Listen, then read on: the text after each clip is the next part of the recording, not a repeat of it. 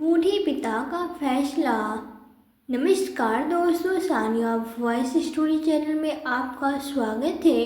तो दोस्तों, आज की कहानी है बूढ़े पिता का फैसला। शाम के 5 बजे थे। अभिषेक ऑफिस से थका हारा घर आया। माँ, भाभी कहाँ हो आप? जी भैया। अरे भाभी, माँ कहाँ है? कहीं दिखाई नहीं दे रही है, कहीं गई है क्या? ये उनकी दवाइयाँ हैं। अभिषेक अपनी बड़ी भाभी अनीता को माँ की दवाइयाँ देते हुए बोला। अनीता बोली, भैया माँ जी अपने कमरे में आराम कर रही है। क्या हुआ भैया, आप बहुत परेशान क्यों लग रहे हैं? अनीता ने अभिषेक को चिंतित देखकर पूछा। नहीं भाभी, वैसे ऐसे ही सर में बहुत ज़्यादा दर्द हो रहा है, ऐसा लग रहा है मानो दर्द से फट जाएगा। अनीता तुरंत दौड़ के कमरे में गई और बाम लेकर आई। लाइए भैया, मैं बाम लगा देती हूँ, जैसे पहले लगाया करती थी। और आप थोड़ी देर में ही कहते थे, अरे भाभी आपके हाथों में तो जैसे कोई जादू है। तब इसने एक दबी आवाज़ में बोला, नहीं भाभी रहने दीजिए ना, देख लिया ना। तो वो आपको कहते कहते उनकी आंखें भर आई। अनीता बोली, भैया मोनिका घर पे नहीं है, देखना 2 मिनट में आपको आराम मिल जाएगा। अनीता के इतना कहने पे अभिषेक बाम लगवाने लगा।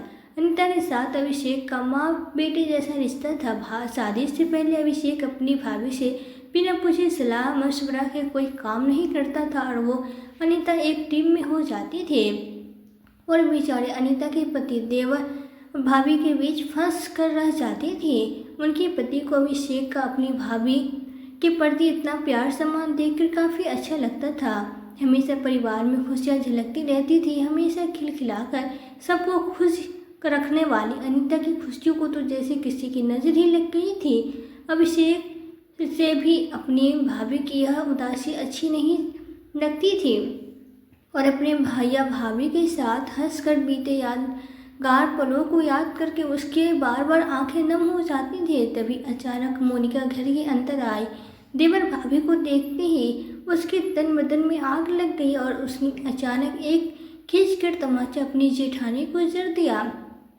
हद होती है भाभी, बेशर्मी की सारी सरहया बेचती है क्या आपने? सब देखो, मेरे पति पे डोरे डालने लग जाती हो। मोनिका की बात सुनकर अनीता जोर जोर से रोने लगी। अपनी बहू की रोने की आवाज़ सुनकर कोमल जी तेज कदमों से बाहर आए और खींचकर एक तमाचा मोनिका के गाल पे जड़ दिया। तुम्हारी हिम्मत कैसे हुई मेरी देवी समाज जैसी बहू पे उंगली उठाने की? अपने भाई से बढ़कर मानती है वो अभिषेक को। खबरदार, अगर मेरी बहू की तरफ आंख उठाकर भी देखा तो तेरी आंखें नोच लूँगी। मोनिका अपनी सारी हदें पार करती हुई बोली, तू तो चुप ही रह बुढ़िया, वरना तुझे और तेरी लाडली बहू को किसी दिन। उसने अनीता का हाथ पकड़ा और घर की दहलीज से बाहर की तरफ धक्का दे दिया। गिरने के कारण अनीता का माथा सड़क पर टकराने से उसको बहुत खून निकलने लगा। अभिषेक से अब अपनी माँ जैसी भाभी का और अपमान बर्दाश्त नहीं हुआ। उसने खींचकर 2 तमाचे मोनिका के गाल पे जड़ दिए। तब पर लगते ही मोनिका हक्की बक्की सी रह गई।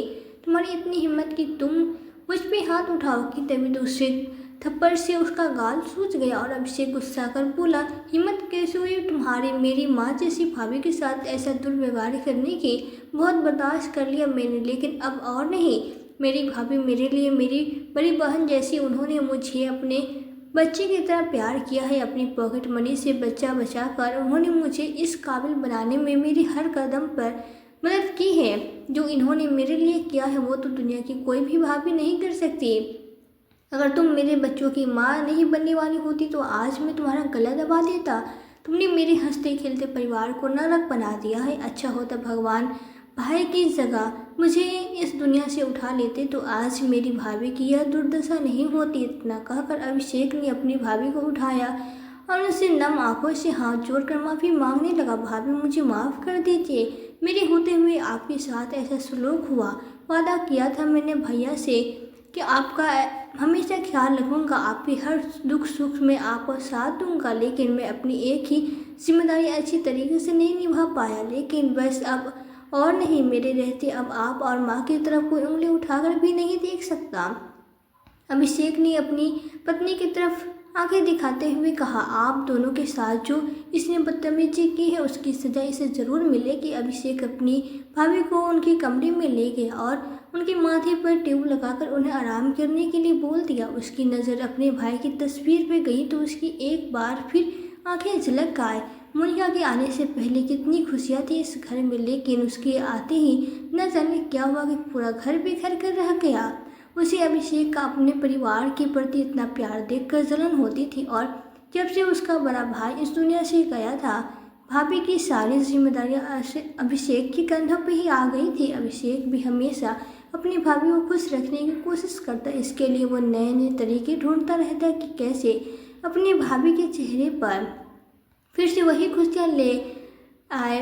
अभी कल ही की बात है, अभिषेक आधे दिन की छुट्टी करके घर आया और टेबल पे कुछ कागज रखकर हाथ मुंह धोने चला गया। अरे वाह अभिषेक, आज कितने दिनों बाद आप पिक्चर की टिकट लेकर आए हो। चलो अच्छा है, इतने दिनों बाद ही सही, पर अपनी बीवी की खुशी तो सोची, पर क्या टिकट क्यों लेकर आए हैं? मोनिका अपने पति अभिषेक से बोली। अभिषेक बोला, तुम्हें पता है भाभी और माँ नहीं चाह रहे हैं, अगर हम दोनों उनके बिना चले जाएंगे तो उन्हें बुरा नहीं लगेगा।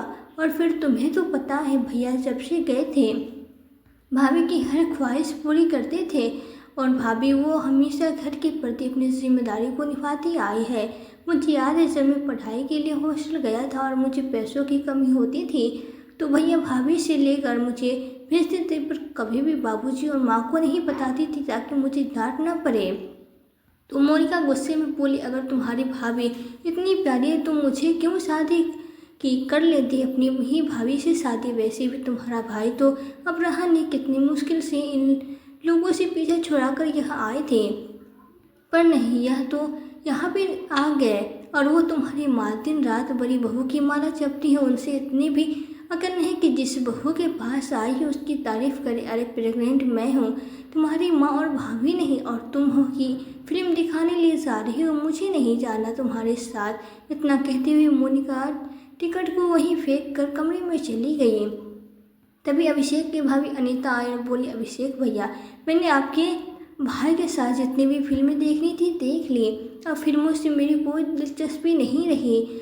और एक बात कहूँ, ऐसी हालत है पत्नी को खुश रखने की जिम्मेदारी आपकी है। जाइए मोनिका को मना लीजिए और दोनों घूम कर आइए, तब तक हम रात के खाने की तैयारी कर लेंगे। अभिषेक बोला, भाभी आप कितनी समझदार है, पर मोनिका ऐसी क्यों नहीं है। काश कि आपके वाले थोड़े गरीबों में भी होते तो। इतनी गर्म मिजाज की है, कब इसके सामने क्या बोलना चाहिए, उसे इतना भी अकल नहीं है। ना जाने बाबूजी को इसमें क्या दिखा था जो मेरा रिश्ता कर दिया। पर सच कहा आपने, जब रिश्ता जुड़ गया है तो निभाना की जिम्मेदारी तो मेरी ही है। इतना कहकर अभिषेक मोनिका को मनाने के लिए चला गया। वहीं बैठे अभिषेक की माँ कोमल जी बोली, बड़ी बहू, अगर अभिषेक बार बार छोटी बहू के सामने घुटने टेकते रहेगा तब तो उसकी अकल कभी ठिकाने नहीं हो आएगी।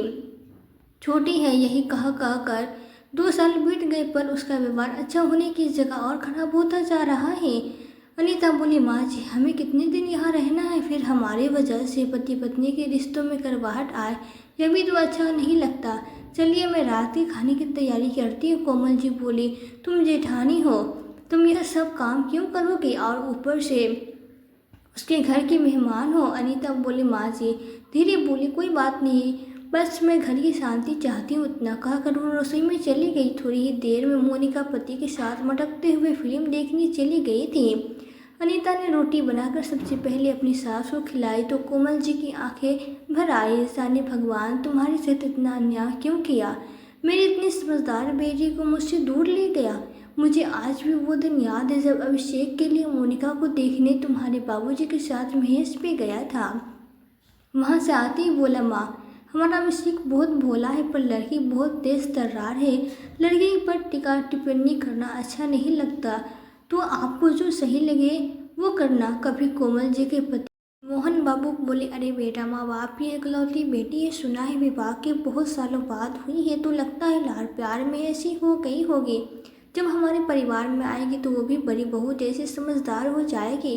उसके पिता बड़े मिन्नतें कर रहे थे कि हर कोई दहेज मांग रहा है, अब तुम ही बताओ मैं उसे क्या कहूँगा।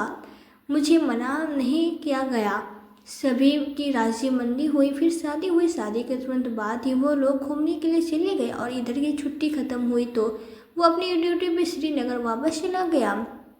अनीता पूरे घर की जिम्मेदारी संभाल रही थी। इसका फायदा मोनिका ने बहुत उठाया। हर बात में यही कहती कि मुझे यह नहीं आता, मैंने कभी नहीं किया है। यही कहकर वो अपने कामों से बचती रहती। अभिषेक दिल्ली में नौकरी करता था, उसकी कमाई उठी नहीं थी, जिसके कारण मोनिका को यहीं रहना पड़ता था। एक रोज अनीता और उसकी सास बाजार गए हुए थे। ससुर मोहन बाबू को पैसे की जरूरत थी, पर अलमारी मोनिका के रूम में थी। उन्होंने बहुत आवाज़ लगाई। मोनिका अपने कान में ईयरफोन लगाकर गाने सुन रही थी। मोहन बाबू दरवाजा पर दस्तक दिए तो अंदर से ही मोनिका चिल्लाई, कौन है, अंदर आ जाओ। मोहन बाबू सिर झुकाते हुए अलमारी की तरफ गए तो मोनिका गुस्से से खड़ी हो गई और बोली, अरे बाबूजी, आपको इतनी भी तमीज़ नहीं है कि बहू के कमरे में नहीं घुसते हैं।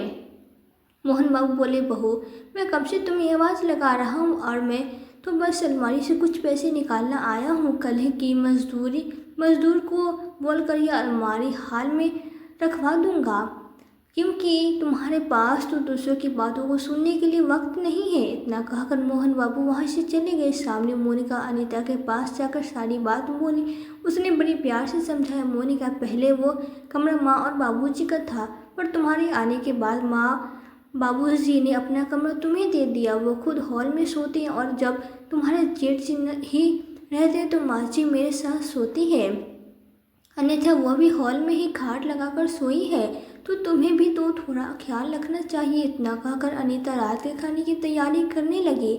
समय बीतता गया, मोनिका किसी भी काम में हाथ नहीं बढ़ाती थी। हाँ, तो उस दिन हो गए जब मोनिका बाथरूम में से अपने कुछ कपड़े लेकर निकली और सामने जैसे ही मोहन बाबू दिखे, बाल्टी उन्हें पकड़ाते हुए बोले, बाबूजी, इन कपड़ों को जरा धूप में डाल दीजिए। मोहन बाबू बोले, यह क्या कह रही हो बहू? तो मोनिका बोली, बाबूजी, पूरे दिन तो आप घर में बैठे बस इधर उधर घूमते रहते हैं, कोई काम धाम तो आपको है नहीं। पूरे घर की जिम्मेदारी जेठ जी और इन्होंने उठा रखी है। आपने ना तो ऐसी नौकरी की जिसमें पेंशन मिलता हो, तो पैसे से मदद नहीं कर पाते तो कम से कम कुछ काम ही कर लिया करो। अब बताइए, मेरा मुँह क्या देख रहे हैं? इतना कहकर वो कमरे में चली गई। जब मोहन बाबू बाल्टी लेकर छत पर जाने लगे, अचानक अनीता की नज़र पड़ी। अनीता बोली, बाबूजी, ये बाल्टी लेकर कहाँ जा रहे हैं? बाबूजी की आंखें ज़मीन से गड्ढे जा रही थी। अनीता को कुछ बताने की ज़रूरत नहीं पड़ी, उसने तुरंत उनके हाथों से बाल्टी लिया। बोली, आप जाइए, आराम कीजिए बाबूजी, मैं ये काम कर दूंगी। कपड़े डालकर अनीता मोनिका के पास गई और बोली, ये तुमने बाबूजी के साथ अच्छा नहीं किया। वो हमारे पिता समान हैं, उनके साथ ऐसा अभद्र व्यवहार तुम्हें शोभा नहीं देता। मोनिका बोली, अरे भाभी, मेरे घर में मेरे पापा मेरा सारा काम कर देते हैं, तो यह क्या हुआ अगर उन्होंने मेरे कपड़े धूप में डाल दिए तो?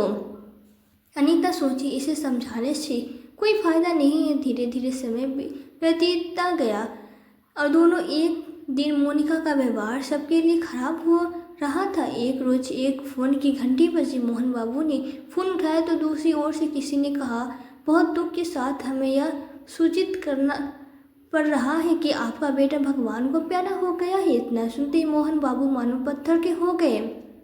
दूसरी तरफ से हेलो हेलो की आवाज़ आ रही थी। तुरंत मोहन बाबू को जवाब नहीं दे पा रही थी। मोनिका वहीं खड़ी थी। उसने झड़ते हुए उनके हाथ से फ़ोन लिया और चिल्लाकर रोने लगी, भाभी, आपकी तो पूरी दुनिया ही चली गई। जेठ जी हमें अकेला छोड़कर चले गए और वो बस दिखावे के लिए विकाल करने लगी। देखते ही देखते पल भर में अनीता की पूरी दुनिया जल गई। रो रो कर अनीता का बुरा हाल हो रहा था। घर में रिश्तेदारों की भीड़ लगी थी। मोहन बाबू मोनिका से बोले, अभिषेक को खबर भिजवा दो। तो मोनिका बोली, बाबूजी, उन्होंने तो इस महीने की पूरी छुट्टी ले ली है, तो उनको तो छुट्टी भी नहीं मिलेगी, और जब आप हैं तो उनकी क्या ज़रूरत है? मोहन बाबू बोलते हैं, भगवान इस औरत को जब बना रहे थे तो इसके सीने में हृदय दिया था या नहीं? छोटी बहू की है, तुम्हें इतनी भी बात समझ में नहीं आई कि उसका बड़ा भाई चला गया? अरे कम से कम आखिरी दर्शन तो कर ले। तुमसे फ़ोन नहीं हो रहा तो बता दो, मैं कर देता हूँ। मोहन बाबू बोली, अच्छा ठीक है, इतना चिल्लाने की कोई बात नहीं है, मैं बता दूँगी। फिर मोनिका ने अभिषेक को फ़ोन किया और बोली, मैं तो कहती हूँ मत आओ, फालतू में आपके खर्च हो जाएंगे। अभिषेक बोला, तुम बिल्कुल नहीं बदल सकती हो, मेरा भाई चला गया और तुम पैसों की परी है, फ़ोन रखो। इतना कहकर गुस्से में अभिषेक ने फ़ोन रखा और तुरंत अगले ट्रेन से वो घर के लिए निकल गया। अभिषेक को देखते ही अनीता फूट फूट के रोने लगी। अभिषेक ने भाभी को गले से लगाया और उन्हें साहस दिया। यह देखकर मोनिका को बिल्कुल अच्छा नहीं लगा। सारा काम खत्म होने के बाद मोनिका कोमल जी के से बोली, मम्मी जी आखिर यह सब कितने दिन चलेगा? मैं घर के काम नहीं कर सकती। भाभी को कही अपनी जिम्मेदारी संभाले। अरे जाने वाला तो चला गया, क्या उसके पीछे हम सब भूखे मरेंगे? कोमल जी बोली, बहू कुछ तो शर्म करो। उस बेचारी पर उसकी पूरी दुनिया उजड़ गई है। उसके हिस्से का काम मैं कर दूंगी, पर उसे कुछ मत करना। मोनिका बोली, मुझे काम से मतलब है, अब वो कोई भी करे क्या फ़र्क पड़ता है, क्योंकि अब पूरे घर की जिम्मेदारी मेरे पति के कांधों पे है। तो अब मैं जो कहूँगी वही इस घर में होगा। कुछ रोज़ बाद अभिषेक भी अपने काम पे चला गया। अनीता अपने कमरे में बेसुध पड़ी रहती। उसके दोनों बच्चे को उसके माता पिता अपने घर ले गए।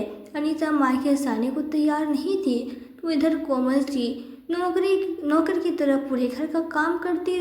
यह सब देखकर मोहन बाबू अंदर ही अंदर टूट रहे थे। मोनिका के दुर्व्यवहार के कारण मोहन बाबू ने लगभग खाना पीना तक त्याग दिया था।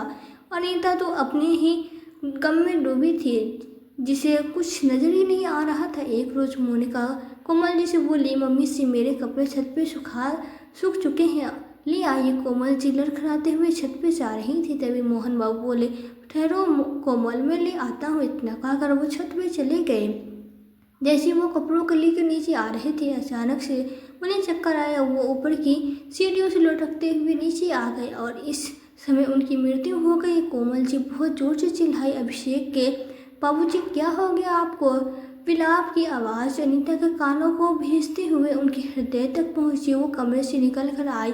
अपने ससुर को मैं देख कर बोली, बाबूजी ऐसा मत कीजिए, एक तो पहले ही मैं अकेली हो गई, अब आप मुझे अनाथ करके मत जाइए। वहीं खड़ी मोनिका अपने कपड़ों को हाथ में लेकर बहुत बड़बड़ा रही थी। भगवान, सारे कपड़े गंदे कर दिए। अब फिर से इन्हें उसने अभिषेक को फ़ोन किया और सारी जानकारी दी। देखते ही देखते पूरा परिवार बिखर गया। कुछ बात मोनिका अभिषेक से बोली, अब मैं घर में नहीं रह सकती, पता चला कहीं अगला नंबर मेरा ही ना निकल जाए। अभिषेक ने बहुत समझाने की कोशिश की, पर वो नहीं माने। अनीता ने अभिषेक से कहा, मोनिका को अपने साथ ले जाना ही ठीक रहेगा। अगले सुबह जब अभिषेक बाहर बैठा था तो उसके पड़ोसी बोले, और कब तक की छुट्टी है? तो अभिषेक बोला, चाचा जी इस बार परिवार साथ जाना है। तो पड़ोसी बोले, हाँ तुम्हारे परिवार के लिए वही अच्छा रहेगा। जब से तुम्हारी पत्नी इस घर में आई है ऐसी कलेश होता है। बेचारे तुम्हारे पिताजी कितने साल से रहते थे, पर तुम्हारी पत्नी उनसे ऐसे ऐसे काम करवाती है कि पूछो मत। बेचारे हमेशा सर झुकाए रहते थे।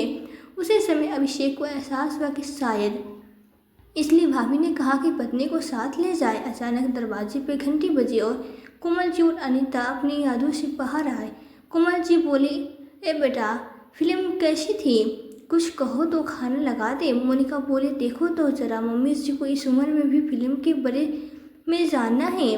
मुझे नहीं खाना, बेस्वाद खाना, मैं अपने कमरे में आराम करने जा रहा हूँ। हंसते हुए मोनिका अपने कमरे में चली गई।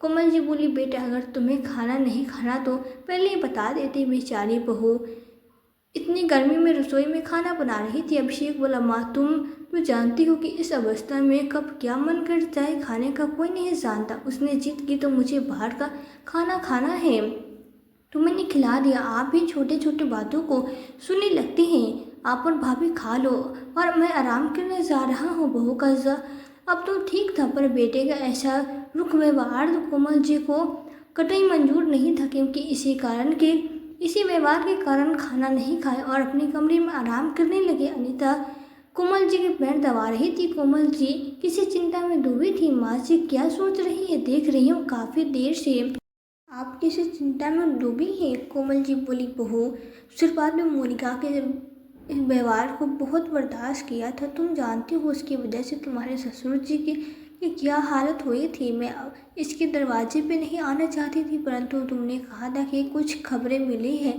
तो यह हमारा फर्ज है।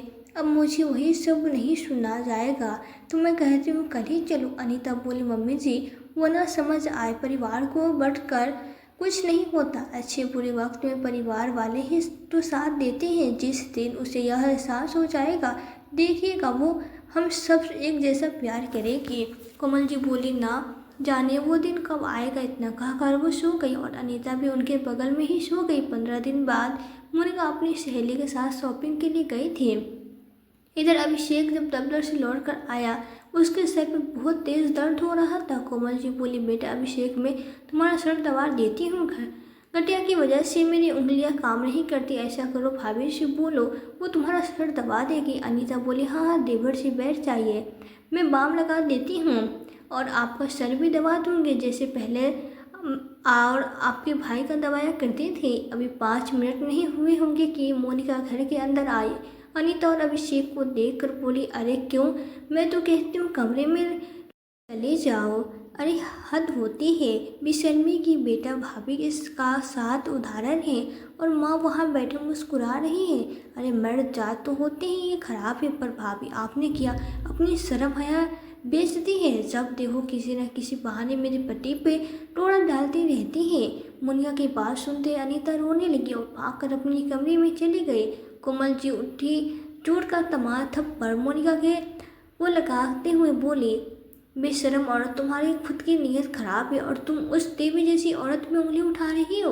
अरे वो तो तुम्हारे पति को अपने भाई समान मानती है, तुम्हें अपने ही पति पर भरोसा नहीं है, तुम दूसरों से क्या उम्मीद करती हो।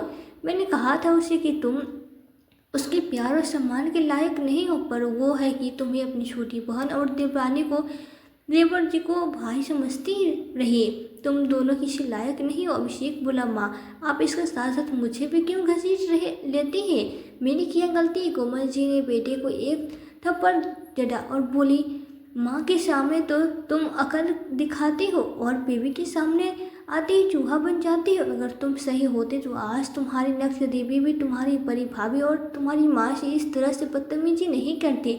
इतने दिनों से कभी नहीं कहा, पर आज कहती हूँ, तुम्हारे बाबूजी की मृत्यु का कातिल तुम्हारी पत्नी है। इसके दुर्व्यवहार के कारण उनकी वह दशा हुई थी। वह मेरे लायक बेटे, तुमने तो हमारी इज्जत बढ़ा दी। एक बेटा लायक था जो देश भी अपनी जान निछावर कर दिया, और एक है जो अपनी बीवी के तलवे चढ़ता है और माँ भाभी के सामने सर बताता है। इतना कहकर कोमल जी अनीता के पास चली गई। मोनिका अभिषेक से बोली, देखा मैं कहती थी ना कि यह बुढ़िया एक दिन बदल जाएगी। अरे बस मेरी वजह से आप चुप थी, आप कहो तो मैं एक बार फिर से कुछ करा दूंगी। अभिषेक चुपचाप सुनता रहा। मोनिका उसके परिवार के बारे में अनाप शनाप बोलती रही। अभिषेक ने उसे जोरदार तमाचा मारा। मोनिका हक्की बक्की सी उसे देखने लगी और बोली, तुम्हारी इतनी हिम्मत कि तुमने मुझ पे हाथ उठाया। अभिषेक ने दूसरा थप्पड़ चढ़ा और बोला, अगर तुम मेरे बच्चे की माँ नहीं बनने वाली होती तो मैं तुम्हारा गला दबा देता। तुमने स्वर्ग जैसे घर को नरक बना दिया। अच्छा होता भाई की जगह में इस दुनिया से चला जाता, कम से कम मेरे माँ और भाभी के आंसू का कारण तो नहीं बनता। अब तुम्हारे साथ में एक पल भी नहीं रह सकता, चलो मेरे साथ। उसने मोनिका का हाथ पकड़ कर खींचा और कमरे में ले गया। सारा सामान को बैग में डाला और उसके मायके फ़ोन करके बोला, अभी के अभी आकर अपनी बेटी को मेरे घर से लेकर जाइए, और जब तक इसे बड़ों का आदाब करना न आ जाए मेरे घर मत लाइएगा। देवरों की बात सुनकर अनीता कोमल जी से बोली, माँ जी आप देवर जी को समझाइए, ऐसा न करे। तो कोमल जी बोली, बहू अब बहुत हुआ, मैं इस मामले में बिल्कुल भी नहीं पढ़ना चाहती और मैं तुमसे कह रही हूँ आज अपने टिकट करो, हम वापस अपने घर जा रहे हैं। अभिषेक आकर बोला, हाँ माँ मैं भी अब आपको नहीं रोकूंगा। उसने तुरंत माँ और भाभी की टिकट करवाई और उन्हें भेज दिया। उधर मोनिका के माता पिता मायके ले गए। उसके माँ ने उसे बहुत डांटा, उसने बहुत प्यार दिया, पर तुमने उसका गलत फ़ायदा उठाया। उससे घर में तुम्हें इतनी इज्जत मिली पर तुमने उसी बसाए परिवार को उजाड़ दिया। क्या तुम्हें ज़रा भी एहसास है कि तुम्हारे दुर्व्यवहार के कारण तुम्हारे ससुर जी की मृत्यु हो गई, और बेचारे तुम्हारे जेठ जिटू तुम्हें बहन जैसा प्यार करते, तुमने उस पर लाछन लगाया। मुझे तो तुम्हें अपनी बेटी कहते हुए शर्म आ रही है। वक्त बीतता रहा। अभिषेक ने मोनिका को फ़ोन तक करना छोड़ दिया था। बस हर महीने उसकी दवाई डॉक्टर सबका खर्चा वो भेज दिया करता था। धीरे धीरे मोनिका को एहसास होने लगा कि उसने क्या खोया है और क्या पाया। उसने ससुराल फ़ोन करके अपनी सास जेठानी सबसे माफ़ी मांगी। कोमल जी बोली, बहू माफ़ तो मैं तुम्हें कर दूंगी, पर तुम्हें मैं अपने साथ नहीं रख पाऊंगी, क्योंकि बेटा तो मैं खो चुकी हूँ और अपनी इस बहू को अब नहीं खो सकती। उसकी इज्जत अब मेरी इज्जत है, तुम्हारा पति तुम्हें माफ़ कर दे तो तुम उसके साथ चले जाना। वक्त बीता, मोनिका ने एक बच्चे को जन्म दिया। अब अनीता ने अभिषेक को खूब समझाया, फिर अभिषेक ने पत्नी को बैठक समझाया तो मोनिका बहुत रोई। पर सबने माफ़ तो कर दिया, पर कहीं ना कहीं मन में रह गई। अभिषेक जब भी घर जाता, अकेले जाता या फिर मोनिका को 2 से 3 दिन तक अपने साथ रखना, फिर वापस लेकर चला जाता। कोमल जी दोबारा मोनिका को घर पे काम नहीं रखी। जब तक जीवित रही अनीता के दल बनी रहे और उसे समझाते रहे कि अपना सम्मान सबसे ऊपर रखो। और फिर रिश्तों को निभाना जाते जाते कोमल जी ने अपनी पूरी संपत्ति अभिषेक और अनीता को बांट दी, ताकि जीवन में आगे चलकर कभी अनीता को किसी बात की दिक्कत न हो जाए। अनीता के बच्चे भी पढ़ लिख कर अपने नाना के घर से वापस आ गए थे और इतने बड़े तो अब वो हो ही गए थे कि अपनी माँ को अच्छे से ख्याल रख सकते थे। अनीता भी अपने बच्चों के साथ अब बहुत खुश रहती थी। दोस्तों, आपके मतलब के लिए कभी किसी रिश्ते का अपमान न करें। कुछ रिश्ते होते हैं जो बिना स्वार्थ के साथ निभाते हैं। तो दोस्तों, यह थी हमारी आज की कहानी। आज की कहानी आपको कैसी लगी हमें कमेंट बॉक्स में कमेंट करके ज़रूर बताएं। यदि वीडियो आपको अच्छी लगी हो तो वीडियो को लाइक और शेयर करके चैनल पर यदि नए हो तो चैनल को सब्सक्राइब जरूर कर दें। साथ ही बेल आइकन को प्रेस कर दें ताकि आने वाले वीडियोस की नोटिफिकेशन आपको मिलती रहे। तो आज के लिए बस इतना ही। मिलती हूँ आपसे एक नई वीडियो में एक नई कहानी के साथ। कहानी में अंत तक बने रहने के लिए आपका दिल से बहुत बहुत धन्यवाद।